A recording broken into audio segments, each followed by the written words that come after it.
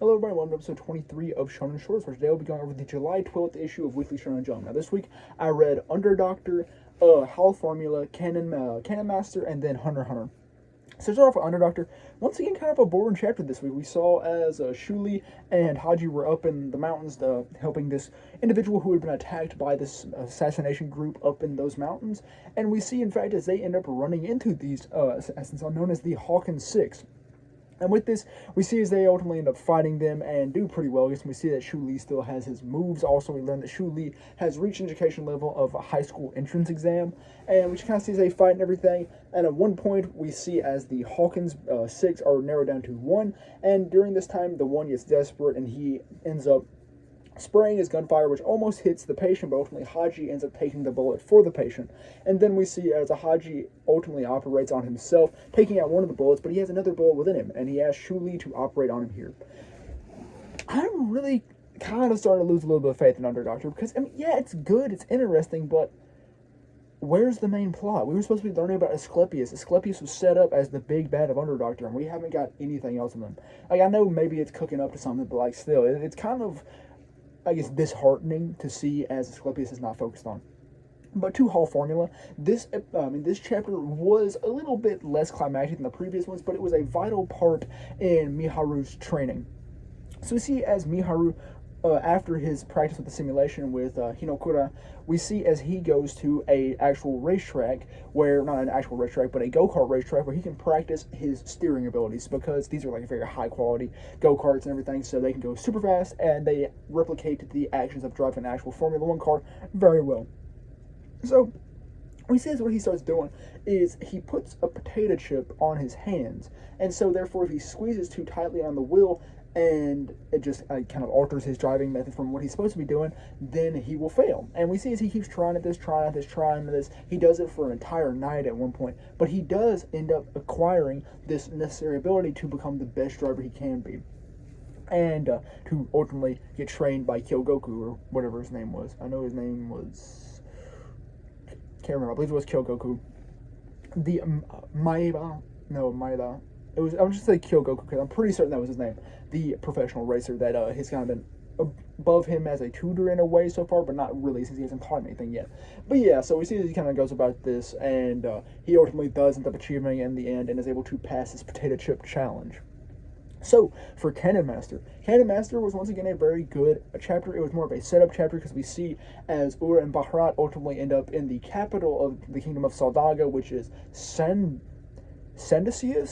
And we see as they end up getting the accommodations from the, I guess, kind of king dude who they helped with the regolith in the previous chapters. And he ends up setting them up in this very nice mansion. They have their own maid whose name is Inami. And we did see as they're sent off to the Citadel, where they are revealed that, Bahrat has been granted the title of commander. We see also as Bahrat here ends up running into an old Slalith friend he knows from before the war, and he ends up speaking to him. His name is Ryo. We learn that he has his own apprentice, and Ryo asks Ur to become a rival to his apprentice so they can kind of push each other along the way and make sure that they both reach their maximum goals. And so, after this, we see as Bahrat ends up going into the area where they kind of discuss him. Well, actually, he runs into this character by the name of Goldo first, who is a very high-up Slalith, and he just kind of introduces him to the people he will be leading, or Bahrat will be leading. So we see he goes up in there, and Bahrat kind of just starts answering some questions. He reveals that he is a second-level Slalith. I can't remember what the exact terminology was, but he's like a level 2 Slalith, and out of 5 levels, so he's relatively weak. And most of the time, people who are on a certain level only fight regoliths of a similar level. So like Bahrat is only supposed to fight like the level 2 regoliths. And we see as this ultimately ends up kind of disheartening one of the members, and his name is Ruga. And we see as Ruga ultimately ends up challenging the authority of Bahrat, but we see then as Bahrat ends up remembering a time in which Ur told him, find the one who's dissenting the most and put him into place. So we see as Bahrat ultimately ends up challenging Ruga to a challenge. And this challenge is a combat test. And we see as they end up coming to the agreement of, if Bahrat loses, then Ur has to be kicked out of this little arrangement they have to go and fight the demon and regolith. But if Bahrat wins, then Ruga ultimately ends up getting I believe he gets kicked off in Lay, or not in Lay, in uh stead of Ur. I can't remember exactly. I know it was something like that. Ur gets to stay, and Ruga's spot is taken by Ur. So yeah, but that was kind of all there was for Cannon Master. I can't wait to see what we have next chapter, because we know we're going to be getting a big fight between two Slaylists, which we have yet to see, even though we're only like 5 chapters in. Well, at least when that chapter releases, I believe we'll be 5 in. But yeah, so really good chapter. Now, you know what is even better chapter? The Hunter x Hunter chapter for this week. I believe it was 413. And this chapter was phenomenal because we got a lot of stuff to build up towards. We see in the beginning that Hulkenberg is in fact, well, we see as everyone learns that Hulkenberg is in fact not truly dead, because his life torch has not, I guess, ignited or went out. It was something like that.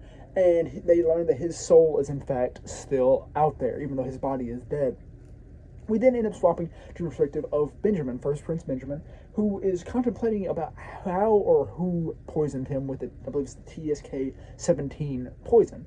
And he thinks it's Balsamilko. I believe it's, I don't remember which place he is, but he believes it's Balsamilko, but he ultimately ends up narrowing it down, and he's like, yo, Balsamilko doesn't have the correct way or to go about this. And then he ends up looking for the TSK-17 stuff, and he finds that one of them in fact is missing. So he knows that he's been poisoned with this. But he can't figure out who it is. But ultimately, he doesn't come to the conclusion, yo, his mother was the only one capable of doing this to him and arranging it in such a way where he would effectively get poisoned. And this obviously outrages him, because he knows that one of his henchmen has betrayed him in leeway of his mother, in therefore also trying to promote one of his siblings. So he ultimately ends up confronting Furikov, who is the one who is responsible for placing this poison. We see as he even admits, yo, I am responsible for this. He goes, however, I did this for my own volition. Though your mother came to me about it, I did it because I knew it would make you a god, essentially. He was like, I know about your Nin Beast ability because of my own Nin ability, which is entitled Full Metal Alchemist, in which he is able to decipher one's ability based off of his Nin. And with his Nin, we see as more powerful abilities take longer to decipher, while ones that are a little weaker take less time to decipher. So he knows Benjamin's ability. And so what he intended on doing was, obviously, Furikov is revealed to be, I don't know if he's been revealed to be before, but he is one of the children of Beyond Netero.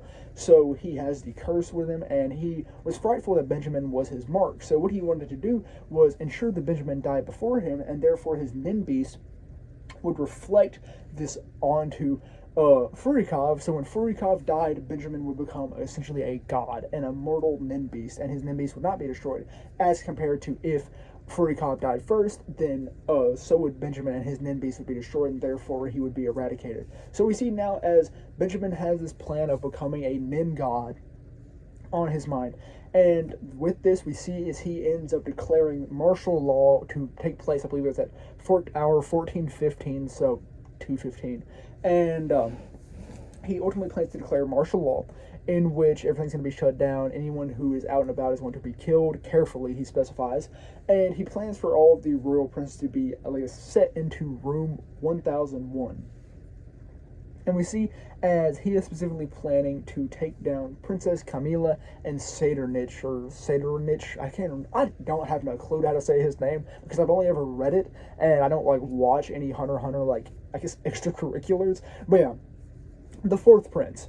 And he specifically plans to deal with the fourth prince pretty harshly. He's still got to figure out how to deal with Camila, because Camila, how her ability works is that if she is killed, her Nin Beast activates and absorbs all the life energy from the person who killed her, and therefore resurrecting her with that life energy. So this is kind of where the chapter ends. And it was a great chapter. I love this chapter. It set up stuff so well, and I can't wait to see where it goes. Next chapter, in chapter 414. But yeah, that's all that really was for the July 12th issue of Weekly Shonen Jump, and that's all I really have for episode 23 of Shonen Shorts. So, thank you very much for watching.